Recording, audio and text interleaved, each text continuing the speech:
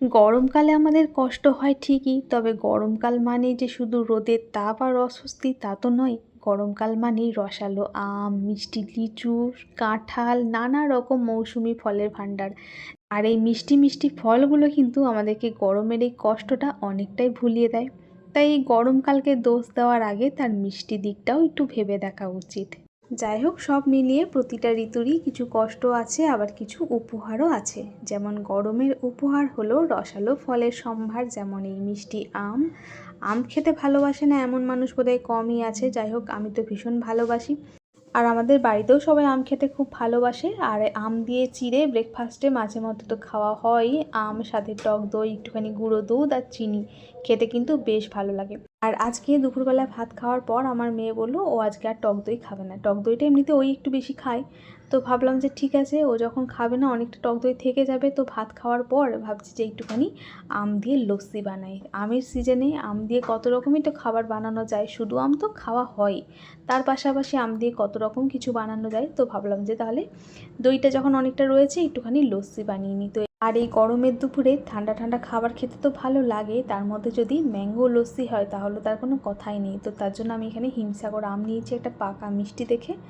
আমটা ছোটো টুকরো করে মিক্সির মধ্যে নিয়ে নিলাম, তাতে দিয়েছি চিনি। চিনিটা একটুখানি কমই দিলাম, খুব একটা চিনি দিলাম না, আমটা যথেষ্ট মিষ্টি আছে। সাথে একটু গুঁড়ো দুধও দিলাম, আর দিয়ে দিয়েছি টক দই। আর আমার আজকে বরফ জমানো হয়নি ডিপ ফ্রিজে, মানে খাওয়ার জন্য যে ট্রেতে করে বরফ বসিয়ে রাখি, তো সেটা আজকে বসানো হয়নি। তো ওই জন্য আমি ঠান্ডা জল দিয়েই এটাকে সমস্তটা একসাথে করে পেস্ট করে নিলাম। তারপরে এই যে গ্লাসে গ্লাসে ঢেলে নিচ্ছি। আর আমার ভিডিও তুলতে তো দেরি হচ্ছিলো, তো মা খাওয়া দাওয়ার পর একটু রেস্ট করবে, তাই মা আগে খেয়ে নিয়েছে। তারপর এখন এই যে আমাদের তিনজনের জন্য নিয়ে নিলাম। আর উপর থেকে একটুখানি ছোটো ছোটো করে আম কেটে দিয়ে দিলাম, দেখতে ভালো লাগবে সেই জন্যই দিলাম। তো একটা ওই যে ডুবে গেছে, আর এই দুটো ওই যে উপরে ঠিকঠাকভাবে বসে আছে। তো যাই হোক, দেখতে সুন্দর লাগবে ওই জন্য দিয়েছিলাম। আর এই গরমে এরকম ঠান্ডা ঠান্ডা লস্যি হলেতে মন প্রাণ পুরো জুড়িয়েই যায়, তার মধ্যে আবার বাড়তি পাওনা হচ্ছে আম দিয়ে বানানো। তো চলুন বেশি দেরি না করে এখন এটাকে ঠান্ডা ঠান্ডা সবাই মিলে খেয়ে নিই। কি বানিয়ে এনেছি এই গরমে ঠান্ডা ঠান্ডা, ওই হ্যাঁ, খেয়ে দেখো কেমন হয়েছে, শুধু বলো।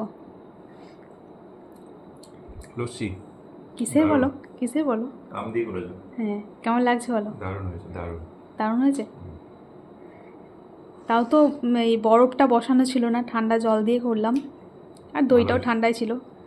ভালো হয়েছে? সত্যি বলছো? ভালো হয়েছে, এটা পড়ে না দেখো। না না, পড়বে না।